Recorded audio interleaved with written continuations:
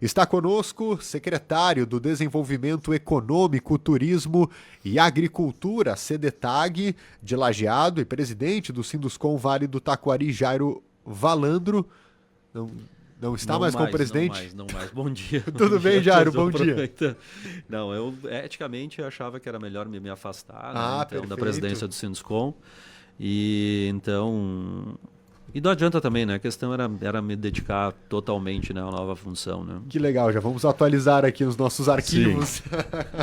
E a gente vai falar sobre a situação econômica da cidade de Lajeado, a falta de mão de obra, também o crescimento que a gente tem observado nos últimos anos na abertura de MEIs, que são os microempreendedores individuais. Bom, Jairo, qual é o cenário que a gente encontra na cidade? Você que assumiu então no início desse ano a secretaria, de que forma que encontra esse cenário econômico do município, e agradecendo especialmente por estar aqui em pleno feriado. Bom, então novamente bom dia a todos, bom dia a vocês. Eu acho que feriado, mas no feriado prolongado, né? Igual a gente estava por aí, e enfim, né? É um prazer estar aqui também, trazendo um pouco de informação e também colocando um pouco de opinião e também de números aqui para a gente conhecer um pouco melhor, né? Mas na questão de crescimento de MEIs e de empresas mesmo no Vale do Taquari, a gente tem umas situações, né? Eu até fui buscar, na quinta-feira a gente busquei alguns números e fiz alguns cálculos agora no final de semana. A gente tem alguns pontos bem específicos, né? Nós temos lá em 2015 aquela questão da crise toda econômica que a gente passou naquela época. Depois a gente vem com 2017 com uma reforma trabalhista, né, que também muda um pouco o cenário, principalmente considerando quando a gente fala em MEI, né? E aí depois a gente tem a pandemia pela frente. Então, para a gente ter uma ideia, hoje no município nós temos em torno de 9.637 MEIs em funcionamento. Tá? Bastante. E empresas totais? E aí nós temos mais empresas gerais, assim, a gente não tem um número separado de comércio, indústria, né? Isso aí eu não consegui pegar ainda. Mais 7.352. Ou seja, mais da metade dos CNPJs são de MEIs na cidade. De MEIs na cidade, tá? Então, isso representa um número que a gente tem que... É algumas tendências que acontecem, né?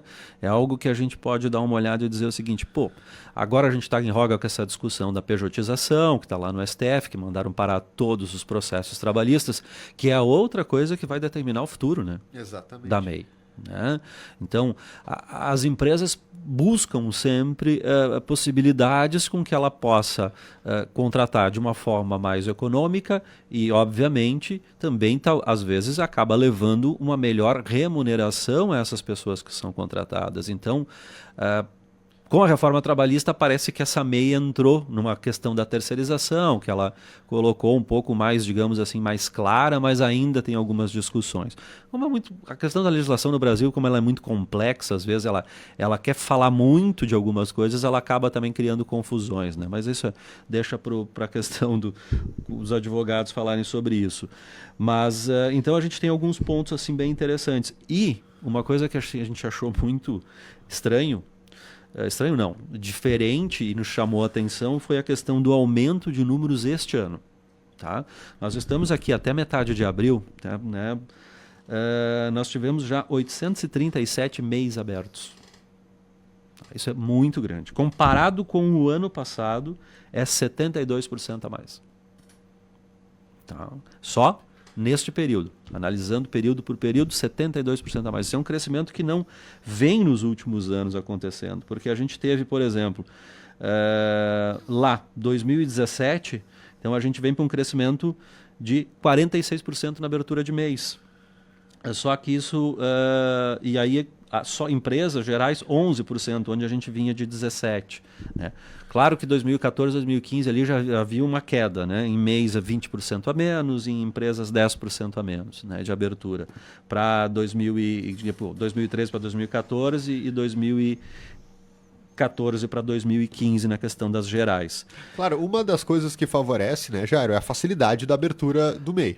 Isso é um grande ponto, tá? Apesar que hoje, se a gente for olhar, Lajeado hoje que aderiu à Lei da Liberdade Econômica e se olha com isso com muito bons olhos, o que eu sempre fui favorável, Eu acho que o Estado ele não precisa estar ali para dizer se tu pode abrir uma empresa ou não. Ele está ali para te fiscalizar se tu estás fazendo as coisas corretamente. Então, acho que esse é o grande ponto que a gente tem que entender, que o Estado ele tem que mudar de figura. Ele passa a ser um regulador né, e não um autorizador para que tu possa abrir algo. Né? Então, temos isso. Mas, claro, né, são mudanças culturais de muitos anos que a gente tem que mudar. Então, isso sim, o MEI ele está livre. Entra numa página hoje e abre uma MEI simplesmente aberta, e aí, claro, né, o município busca essas informações e tenta manter isso para também ter uma regulamentação na frente. Como eu digo ali, né, a gente também tem que ter a segurança de que essas empresas estão fazendo as coisas corretamente, dentro das regras sanitárias, ambientais e tudo mais, né? Eu observando aqui, não sei se tu vai ter esse dado, mas imagina quem são esses profissionais, em que setores, em que áreas que tem crescido tanto? Bom, o MEI ele teve, no início ele era um pouco mais restritivo, depois começou a abrir mais, né? Mas geralmente o MEI ele é para aquela função meio que É o serviço, né? É prestação de serviço basicamente. A maioria delas está ligada a isso, né? Claro que há algumas outras funções ali, né? O pequeno confeiteiro, às vezes outras coisas mais, mas aí a gente volta a falar sobre aquela questão legal aí, que a gente tem uma questão sanitária que tem que ser sempre observada, né? Mas o MEI geralmente nisso aí, é o profissional... o MEI veio para acabar, digamos, com aquele profissional autônomo antigo que a gente tinha, sabe? O MEI basicamente substitui isso. O foco principal dele é isso, né? E a maioria são, né, desse tipo de MEIs aí que são abertas, né? Então, é aquela história, tu tirar o CPF da jogada e criar um CNPJ, mas ele basicamente se confunde com o teu CPF, porque é aquela pessoa que está prestando o serviço. Né? A gente vê também uma questão que às vezes vai acabar levando a fugir, que é outro número que a gente não conseguiu ter, mas é um dado interessante. A gente anda tendo muita transformação de MEI para microempresa. E isso é ótimo. Porque também ali nessa questão, nem todas as atividades se enquadram na categoria de MEI e precisa migrar então para o outro formato. Mas às vezes eu vejo isso como um crescimento mesmo, porque hoje o MEI, como ele ficou vários anos sem uma atualização nos seus valores totais de faturamento ali, né, que estão em 80 e poucos mil por ano, também acaba isso. É o sucesso daquela pessoa trabalhando, ela obrigatoriamente vai ter que passar por uma MEI, porque ela começa a faturar mais. Exatamente. Né? Então, a migração ela vem muito nesse sentido.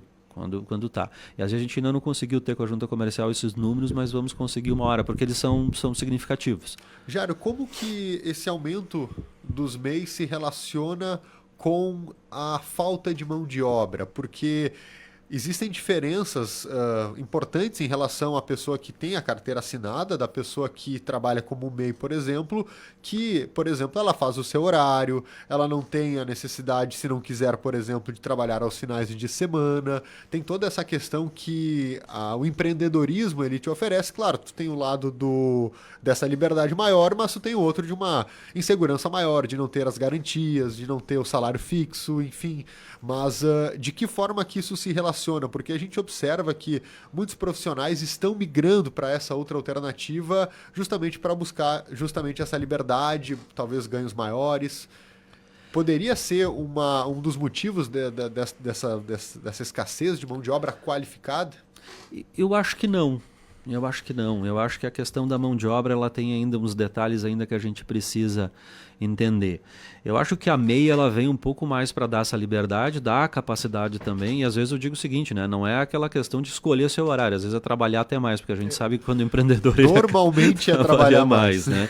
Mas tem acho que toda essa situação de dar um pouco mais de liberdade econômica. Porque um profissional onde ele é contratado a CLT de uma empresa, há um valor de salário ali determinado, né? As condições de ganhar mais, de procurar outro trabalho, às vezes fica um pouco mais restrito. Né? O MEI não. O MEI, a ideia dele é não substituir isso, por isso que eu acho que essa discussão da pejotização aí que está tendo também, acho que precisa esclarecer isso, talvez até para os empresários e para esses novos empreendedores, vamos chamar assim, né, estes que vão para o MEI, de que é uma relação de trabalho onde algumas regras que a CLT tem não são aplicadas. Tá? E isso traz para que a pessoa que procure uma MEI essa liberdade de talvez prestar serviço para 1, 2 ou 3. Né? Então, ele tem essa liberdade. Né? Eu acho que ele traz também uma questão que a gente não tem hoje muito em voga, que é a questão de que essa pessoa ela tem uma liberdade maior porque ela vai entregar resultado e não horário de trabalho. Né? Então, começa a trazer o que eu preciso entregar, resultado. Né? Então, quando ela traz isso, ela muda todo um conceito de relação de trabalho. Né? Para de vender a tua hora e passa a vender o resultado que tu oferece. Se tu és mais capaz, entregará mais. Entregando mais é o que quem te contrata quer realmente. Né? Então, isso é um ponto que vai fazendo isso. Claro que esses números a gente não tem uma leitura, a gente não consegue dizer se talvez a falta de mão de obra está indo. Não. Eu acho que tem toda uma cultura que tem que ser mudada nessa questão de mão de obra.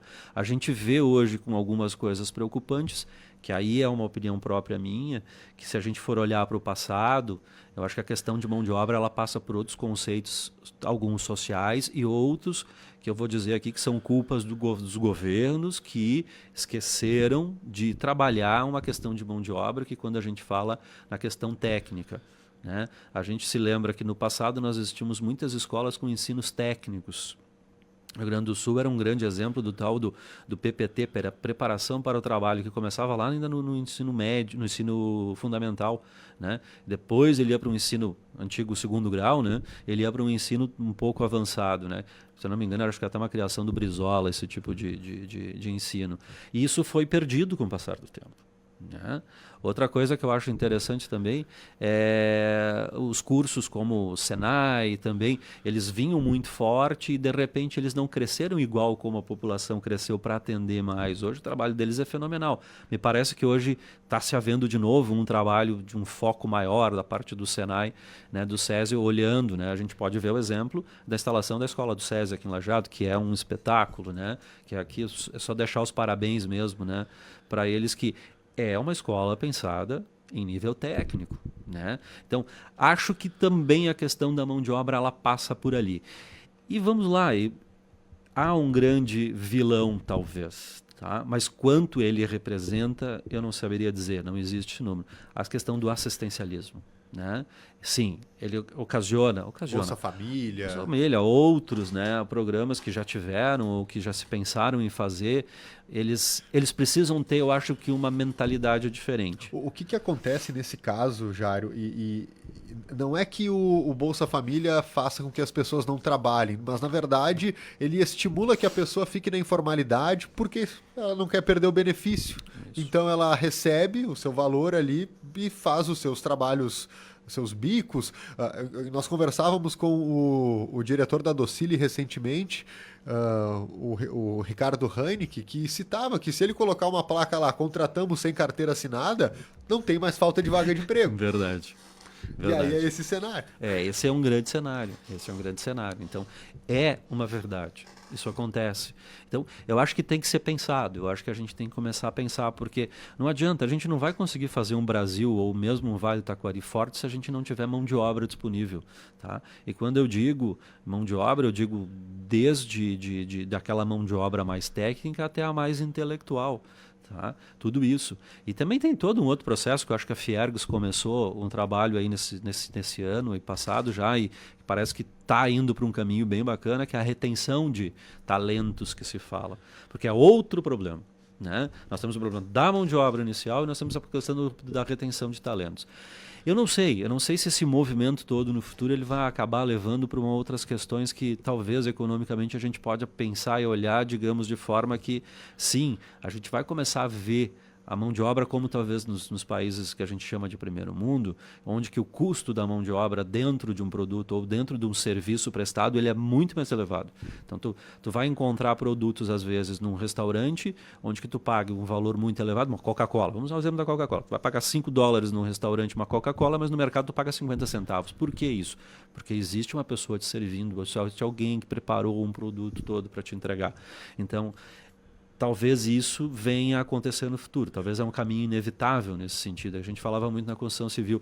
O civil é um fato. Todo esse movimento aí que o Sinoscom está fazendo para a contratação de mão de obra, para pro trabalhador entender que na construção civil tu tem uma segurança de 13º, uma segurança de férias, uma segurança de equipamento de segurança, de toda essa assistência, né, que pode ser dado para o trabalho, diferente do informal, né, que ele te traz, né, às vezes sim, o ganho momentâneo é maior na informalidade, mas no passar dos tempos, o trabalho formal é diferente.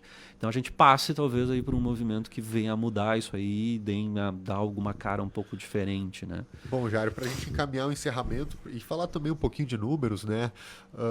Preocupa o fato de Lajeado estar com um déficit de mão de obra para o desenvolvimento da cidade? São quase 100 mil habitantes, tivemos a enchente, um custo de vida que é considerado elevado, você citou a construção civil, os aluguéis dispararam do ano passado para cá e as empresas relatam dificuldades para trazer especialmente essa mão de obra inicial nas indústrias, enfim. Sim. Trazendo um pouco de números, né? A gente vem, claro, ano passado como a gente pensa e olha, bom, a gente teve um maio que aconteceu alguma coisa que a gente superou, que a gente está olhando para frente crescendo. Os números mostram isso, né? A gente teve uma redução ali de praticamente 600 vagas de emprego naquele período pós-enchente, mas ao mesmo tempo, em dezembro a gente chega com uma criação, já fechando o ano, né? A gente chega com 309 positivas, sendo que o Vale do Taquari todo teve 740 vagas, então Lajeado quase 42%, né, destes números, né? Sim, mesmo assim a gente vai olhando e ainda há um déficit grande. Esse ponto do aluguel, sim, é um ponto preocupante. Esse movimento, eu acho que aí a questão do aluguel social, ele também provoca isso, não adianta, a gente sabe disso. Lajeado é uma cidade que tem a característica de ser polo do Vale do Taquari, então é uma cidade hoje extremamente urbana, né? Obviamente que o custo de vida vai ser mais elevado, eu acho que não é só o aluguel, os outros custos também as empresas devem estar sentindo isso dos seus colaboradores, o custo de vida em Lajeado se torna maior, né? Mas isso é uma questão que ela para mudar, ela depende de muitos fatores, né? Bom, oferecer habitações mais baratas. Bom, aí a gente vem com todo um trabalho onde que a gente necessita de governo federal, onde que a gente necessita de uma política hoje que a gente trabalha com uma taxa Selic lá nos 15%. Então, isso o que ocasiona? Juros caros, os financiamentos se tornam caros para as pessoas, então o valor dos imóveis em Lajeado é um pouco maior, então já complica mais um pouquinho, né, disso. Então, talvez Lajeado seja aí, né, no futuro uma cidade polo, onde que as pessoas vão morar ao redor e acabar vindo trabalhar aqui? Pode ser que sim, né? Então, esse é um movimento que a gente está iniciando e a gente não tem ainda muito diagnóstico, a gente não consegue olhar para frente, são mais suposições, são mais isso e aquilo. Mas preocupa, tá? Preocupa sim. Lajeado, os empresários estão todos preocupados, a gente olha para isso também com um olhar mais interessante, mas o que fazer ainda, né? Esse é o grande detalhe. Saber o que fazer e gastar energia no que realmente vai funcionar. Eu acho que esse é o importante, né? Mas assim, eu acho que Lajeado, para ter uma ideia, já agora em janeiro de 2025, a gente teve, que é o último dado que a gente tem, 216 postos criados. Então, se foram criados, foram atendidos, né? A gente olha a CAGED nesse negócio, que foram contratados realmente. Tem muito mais criados, né, que não foram contratados. Mas a gente chega com uma contratação de 216 pessoas num mês de janeiro, num mês que é início de ano. Se a gente olhar dezembro a gente tem uma diminuição porque a gente sabe dos contratos do comércio de temporários ali que acontecem. Mas janeiro, que geralmente é um mês mais de férias, naquela coisa que vem um ritmo devagar, a gente 216 postos criados. Bom, o que fazer? Essa é a grande... Tem que ainda estudar um pouco, dar uma olhada, mas com certeza. Também a gente pode dizer o seguinte, Lajeado é uma cidade que as pessoas também vão escolher para morar aqui porque ela te oferece serviços que te satisfazem, serviços que estão ao teu alcance muito maiores do que em outros municípios menores. Isso também é um ponto que acaba trazendo outro tipo de mão de obra. Mas a primeira faixa, aquela primeira faixa, que é de uma renda inferior. A questão moradia, eu acho que é um grande fator de que acaba dificultando, ele né? acaba não tendo, as pessoas acabam dizendo, não dá para morar em Lajeado porque é muito caro, então vai procurar emprego em outros locais, né? E claro, a gente tem que pensar também, né? A gente teve um 2024 aí com muitas questões atípicas e isso a gente precisa entender bastante também, né? Bom, mas o que é fato é que a gente tem uma cultura de muito trabalho e a gente costuma se reerguer de forma muito rápida e é o que a gente tem observado aí nos últimos meses. Jairo, obrigado pela tua presença em pleno feriado, um ótimo trabalho. Não, com certeza, né? Sempre à disposição de vocês, qualquer coisa é só chamar e que a gente puder trazer de informação à disposição sempre, tá?